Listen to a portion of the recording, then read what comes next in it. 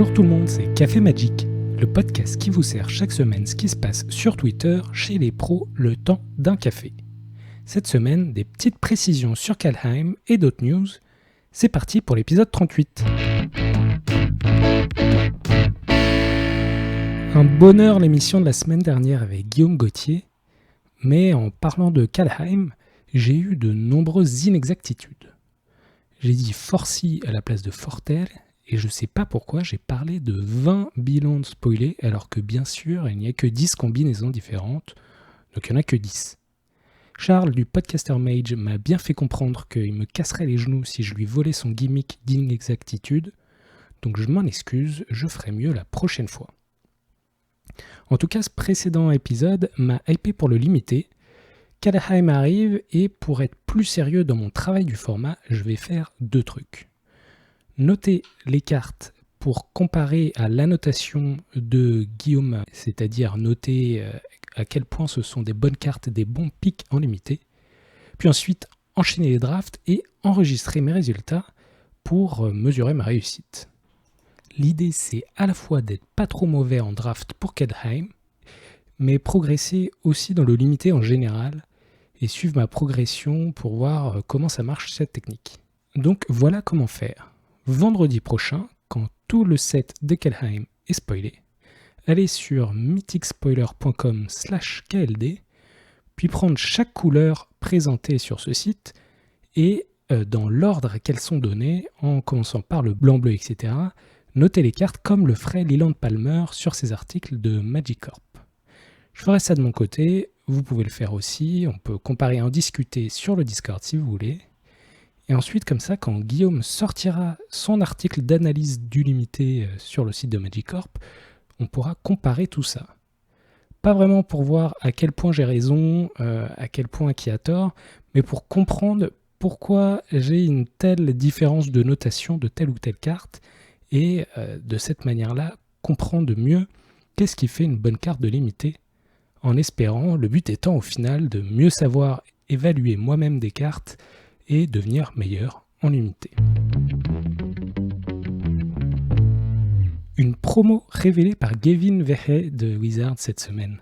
Floraison de Lotus, ou Lotus Bloom, viendra en old frame, donc le cadre d'artefact tout marron de la bonne époque, en foil avec la petite étoile en bas, pour l'édition papier Time Spiral Remastered qui sortira le 19 mars.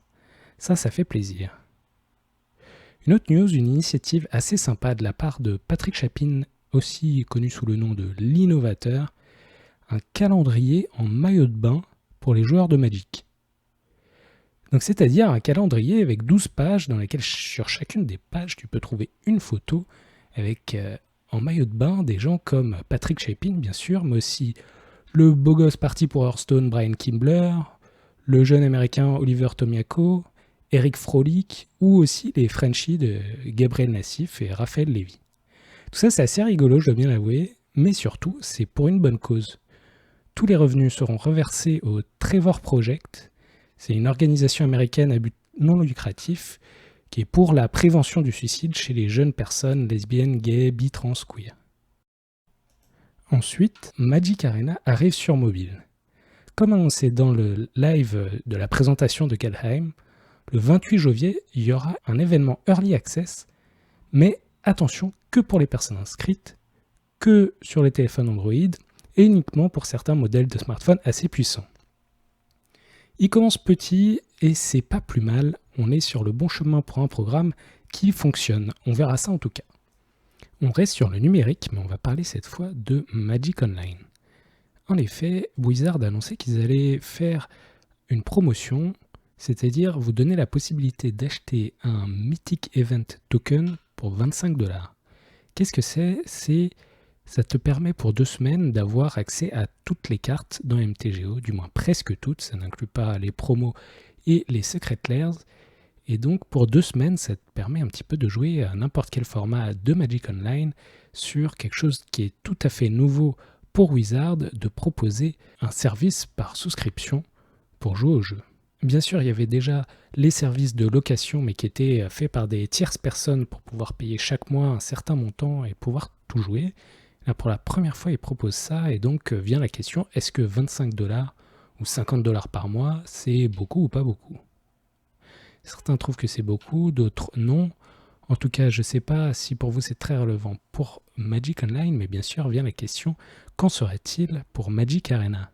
Parce que si ça marche bien, ça peut arriver finalement. Peut-être qu'un jour on pourra, pour un certain prix chaque mois, jouer avec toutes les cartes de Magic Arena.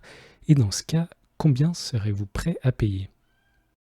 Certains sont allés de leur argument pour dire que Magic Arena était déjà pas très sympa pour les gens qui débarquent sur la plateforme, ou alors pour les gens qui sont en free-to-play.